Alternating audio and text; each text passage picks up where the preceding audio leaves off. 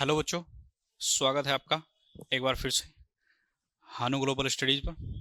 और आज हम आपके सामने लेकर आए हैं अंटार्कटिका महाद्वीप। तो हमने एक एक करके सभी महाद्वीपों को कवर किया और आज हम अंटार्कटिका पर पहुंच गए हैं जो हमारे चैप्टर का अंतिम था। ठीक है जी।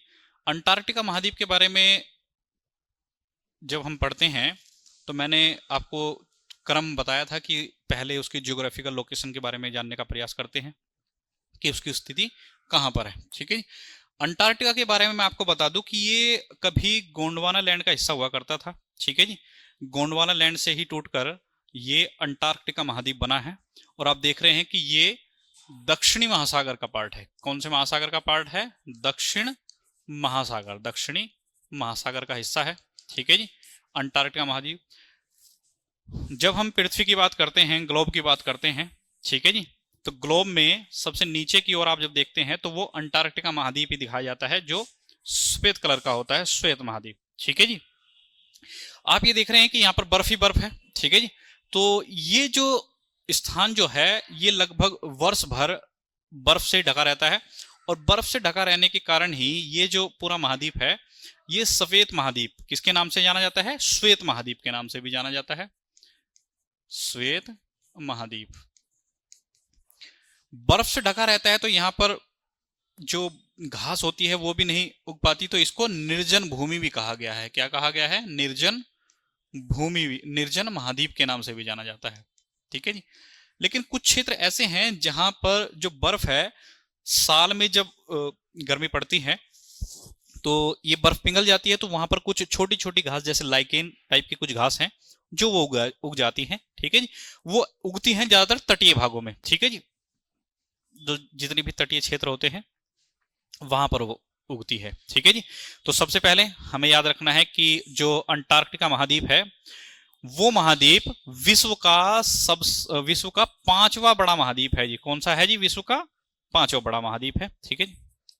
हमने आपको इनका क्रम लिखाया था सभी का। ठीक है कि आपको याद रखना है। पांचवा बड़ा महाद्वीप श्वेत महाद्वीप इसलिए कहा जाता है क्योंकि बर्फ से ढका रहता है।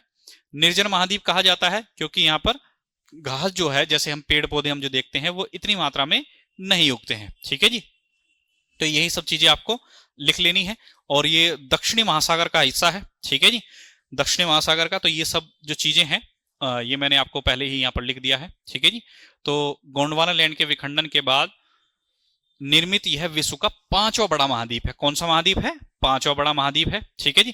बर्फ से ढके रहने के कारण और यहाँ पर घास नहीं उगती है तो ये निर्जन महाद्वीप और श्वेत महाद्वीप। जैसे कि मैंने बताया कि कुछ क्षेत्र ऐसे हैं जहां पर बर्फ पिघल जाती है तो वहां पर छोटी घास जो लाइकेन टाइप की है वो उगती भी है। ठीक है जी। इसके बारे में आपको बता दूं कि यहाँ पर ये दक्षिण महासागर का हिस्सा है।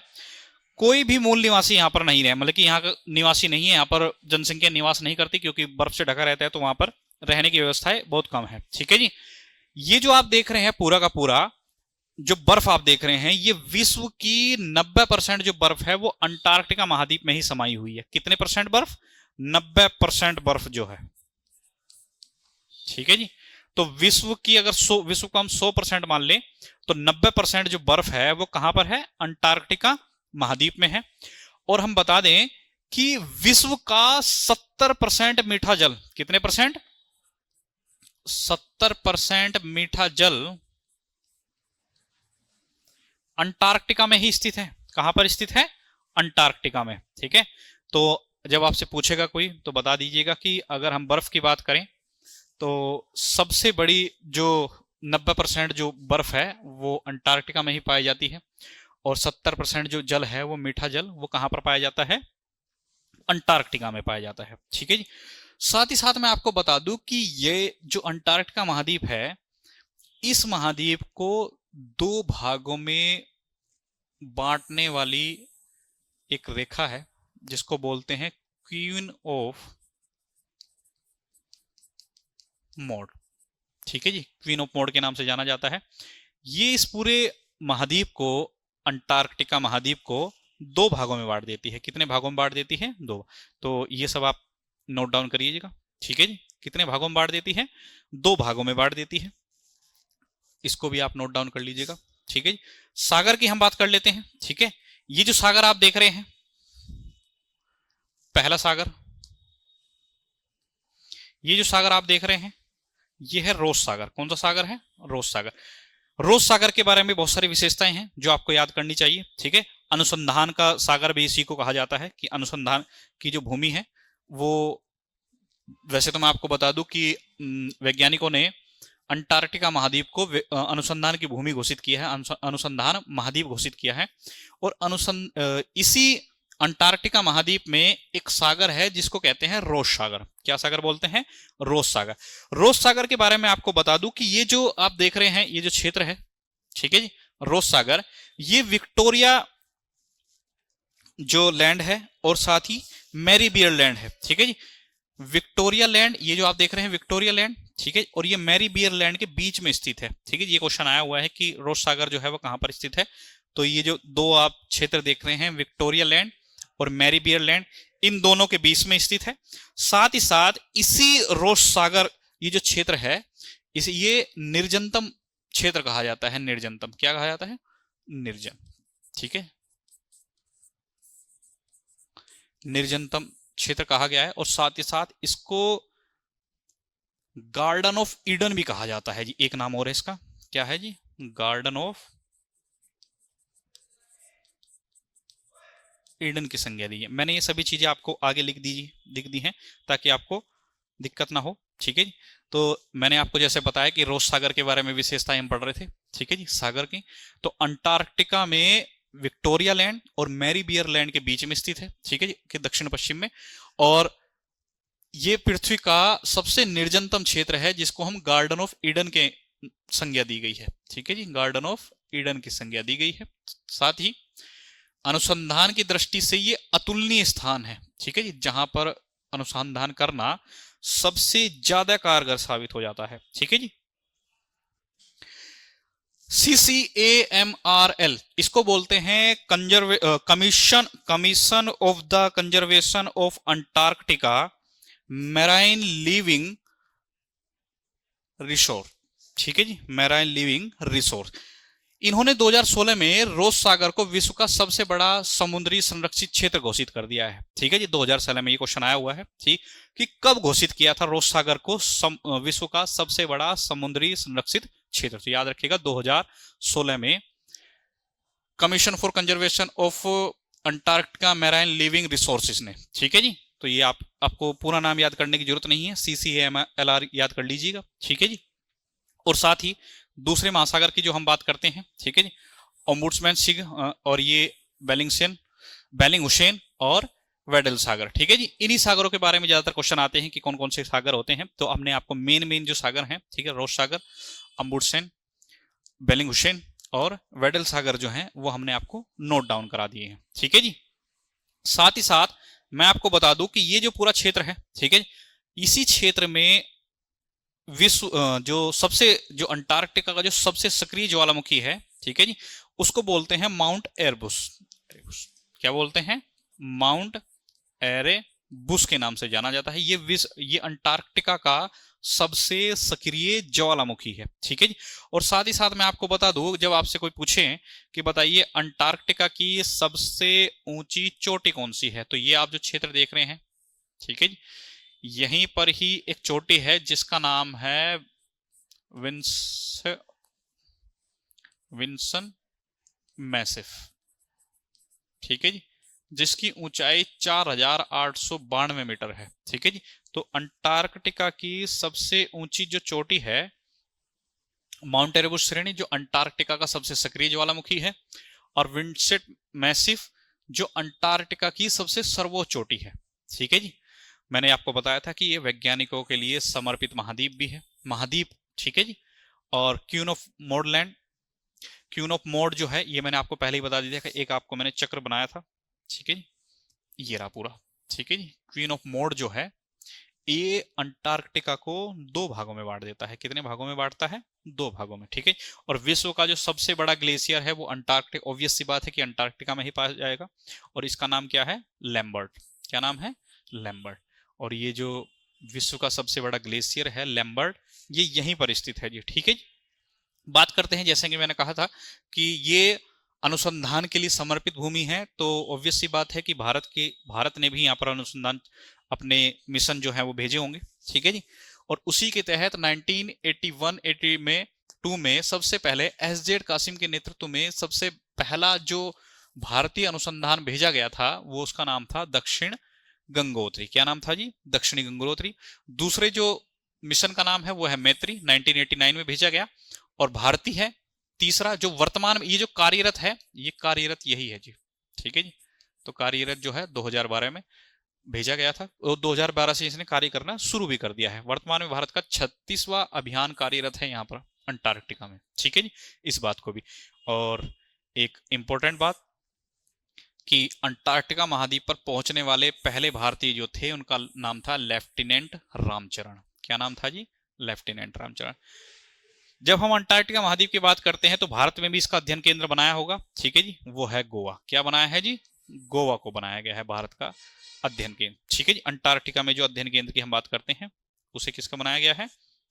गोवा में बनाया गया है, क्योंकि गोवा सी पास पड़ता है, ठीक है जी, और वहां पर केंद्र स्थापित किए जा सकते हैं, ठीक है जी। साथ ही साथ हम बात कर लेते हैं जीवों की कि यहाँ पर कौन कौन से जीव रहते हैं, ठीक है जी। अंटार्कटिका पेंगुइन का नाम सुना होगा, न उड़ने वाला पक्षी, अंटार्कटिका ही जीव है, ठीक है जी। अगर कोई आपसे पूछे कि क्या अंटार्कटिका में कोई मूल निवासी रहते हैं तो मना कर दीजिएगा, ठीक है जी, कि यहाँ पर कोई मूल निवासी नहीं रहता, क्योंकि रहने की स्थितियां वहां पर नहीं है, ठीक है जी। वेल मछली, सील, पेंगुइन न उड़ने वाला पक्षी, और एक क्रील मछली होती है, वो भी ये समूह में पाई जाती है यहाँ पर, और एल्बाट्रोस और पेट्रेल जो उड़ने वाले पक्षी हैं, ठीक है जी। ये जैसे ही आप इसको सर्च करेंगे, ठीक है जी, मैं आपको सर्च करके दिखाता हूं कि एल्बाट्रोस,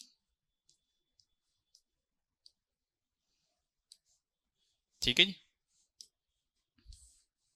ये देखिए जी, ये जो पक्षी है एल्बाट्रोस है, ठीक है जी, ये रहा, ठीक है। तो एल्बाट्रोस जो पक्षी है, ठीक है, ये याद रखिएगा, ठीक है।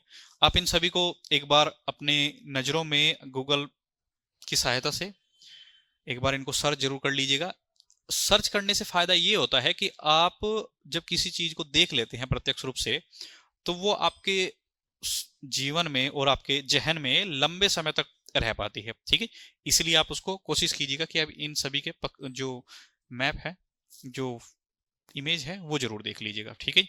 अब हम बात करते हैं अंटार्कटिका महाद्वीप में। आपको इतनी ही चीजें याद रखनी है, ठीक है जी, अन्यथा इसमें तो लैंड वगैरह बहुत सारे हैं, ठीक है। आपके एग्जाम में इतनी सारी चीजें इंपॉर्टेंट होती हैं इस चीज के लिए। साथ ही साथ मैं आपको बता दूं कि 0 डिग्री जो रेखा है, ठीक है, वो यहीं से होकर गुजरती है, 0 डिग्री, जिसको हम प्राइम मेरिडियन और प्राइम ग्रीनविच मेरिडियन लाइन के नाम से भी जानते हैं। शायद मैंने जब वहां पर पढ़ाया था आपको, तो वहां पर आपको ग्रीनविच मेरिडियन लाइन के जो देश थे वो वहां पर नहीं बताए थे, ठीक है जी। तो आप यहाँ पर इनको लिख लीजिएगा। पहला यूनाइटेड किंगडम, क्योंकि 0 डिग्री देशांतर जो है वो ब्रिटेन से ही होकर गुजरा है, ठीक है जी।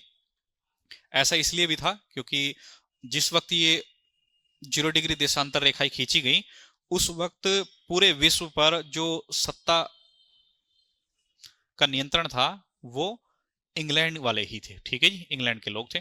तो इंग्लैंड से होकर गुजरती है United Kingdom, France, Spain, Algeria, Mali, Burkina Faso, Togo, Ghana, Antarctica. Antarctica हम पढ़ा रहे थे इसलिए हमारे याद आ गया, ठीक है, कि अंटार्कटिका से हमने ये नहीं पढ़ाया है, ठीक है। और एक और कॉन्सेप्ट जो आपको याद रखना चाहिए, ठीक है, कि 0 डिग्री देशांतर रेखा जो है, ठीक है, अगर हम उसको पूरा खोल दें तो 0 डिग्री के बाद अगर हम इधर की ओर बात करें तो यहां पर आएंगे, मान लीजिए कि यहां पर आया एक एक करके 10 डिग्री ईस्ट, इसके बाद चलेंगे तो यहां पर आएगा 100 डिग्री आ जाएगा, 100 डिग्री ईस्ट आ जाएगा। इधर की ओर चलेंगे तो यहां पर 10 डिग्री वेस्ट, 50 डिग्री वेस्ट, ठीक है जी, ऐसे ही चलते रहेंगे। लेकिन जब हम 0 डिग्री से ईस्ट की ओर जाते हैं तो समय में बढ़ोतरी होती है जी, बढ़ जाता है समय, ठीक है। तो आपको याद होगा भारत जो है वो 82.5 डिग्री ईस्ट पर पड़ता है। मान लीजिए कि ये 82.5 है तो ये है 82 पॉइंट, एक मिनट रुकिएगा, 82.5 डिग्री ईस्ट पर पड़ता है, 82.5 डिग्री ईस्ट पर, ठीक है जी। तो हम इसकी समय जो है, जैसे आप कहते हैं कि भारत का जो समय है वो इंग्लैंड से 5.5 घंटे आगे है। कितने है जी? 5.5 घंटे आगे है। कैसे है 5.5 घंटे आगे? ठीक है जी। इसके बारे में आपको बता दूं, जब 0 डिग्री से 1 डिग्री की आप पर पहुंचते हैं तो वो 4 मिनट का समय लेता है। कितना मिनट समय लेता है? 4 मिनट। तो 1 डिग्री में कितने मिनट समाहित हैं? 4 मिनट। और हमारा जो टाइम जोन डिसाइड होता है वो कितने से होता है? 82.5 डिग्री 30 मिनट, मतलब 82.5 डिग्री। ठीक है, तो इसको ऐसे भी लिख लीजिए, 82.5 डिग्री 30 मिनट। ईस्ट भी लिख सकते हैं इसको। ठीक है, और 60 मिनट में 1 डिग्री होती है। ठीक, इतना तो आपको पता ही है। और 30 मिनट, अगर हम 30 मिनट की बात करेंगे तो 2 मिनट हो जाएंगे। ठीक है जी। तो अगर हम 82 को 4 से गुना करेंगे तो 4 दूनी 8 और 8 चौक 32। ठीक है, और जैसे कि मैंने कहा कि उसमें 30 मिनट और एक्स्ट्रा है तो इसमें आपको 2 मिनट और जोड़नी पड़ेंगी, तो ये हो जाएगी पूरी 330 मिनट हो जाएंगी ये। ठीक है, कि 0 डिग्री से 82.5 डिग्री तक पहुंचने में कितना समय लगता है सूरज को? लगभग 330 मिनट लगती हैं। ठीक है जी।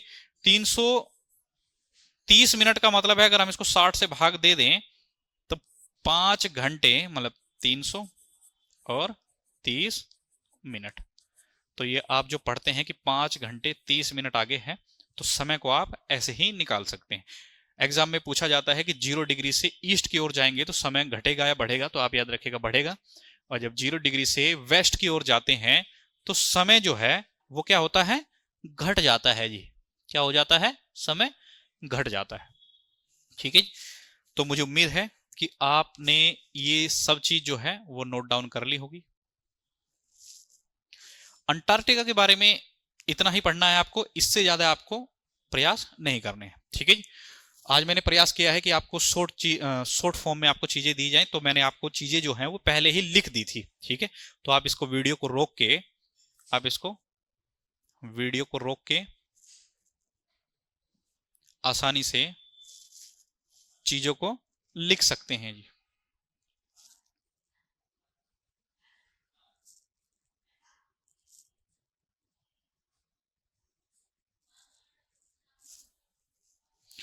और इसी के साथ हम आज के लिए धन्यवाद, और नेक्स्ट मिलेंगे अगली अच्छी वीडियो के साथ। धन्यवाद।